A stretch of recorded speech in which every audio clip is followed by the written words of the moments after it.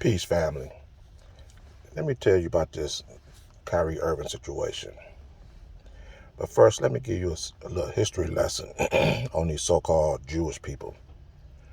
Back in 1907, they started an organization to look after the interests and needs of black people, and they named that organization the National Association for the Advancement of Colored People.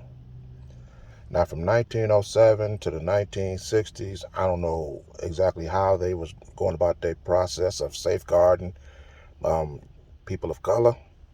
But we all know that the civil rights movement started around the 1960s.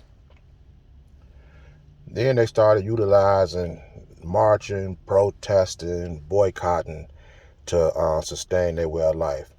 Never no independent means, never no internal means to supply their own needs, always resulting in black people having to live at the whim and under the authority of whites. Now, we're going to go back to 1913. It was around 1913 that the Jewish people came together to look after their own interests, and they named that organization the Jewish Anti-Defamation League. They didn't use none of the 5 or 6 years experience they needed to start the NAACP. They took a whole new initiative, a whole new path to safeguard their own needs. Over the years, they started accumulating businesses, industries. They started gathering economic strength. They had a never again mentality. And now you see, through the businesses and industries that they have accumulated, they've even hired some of our people and gave them elite paying jobs. Jobs now that make black people adhere to the needs and interests of Jews, and not their own. This is why they're coming out of the closet now, attacking Kyrie Irving. You have Shaquille O'Neal, who calls himself a conscious person, talking about Kyrie. But Shaquille, you ain't nowhere near conscious. You the opposite of conscious. You the buffoon. You the clown to white people. Whenever these white people need somebody to go out there and make amends or appease black people, Shaquille O'Neal is the first person they call. When those police shootings, Shaquille O'Neal was the ones that the white cops ran out there to play basketball with the black children. When Papa John was cited for calling black people the N-word, when they removed Papa John, they replaced him with who? Shaquille O'Neal, and gave him this shakaroni pizza to put his black face in a position to make amends with black people. Then you got your clown Charles Barkley, who's talking about he's so concerned about the Jewish people. Kyrie Irving shouldn't take their $40 million, then turn around and insult their religion. Well, first of all, the Jewish people have yet to come out and said exactly what is anti-Semitic. Right now, all we know is that anytime the Jewish people feelings get hurt, they deem that anti-Semitic, and then they attack our people. And if your God is so sensitive that a basketball player can say something to hurt your God's feelings, why are you worshiping him in the first place? I wouldn't worship a God that can be butthurt because some basketball player that was come from dirt can offend my God, and I got to lash out.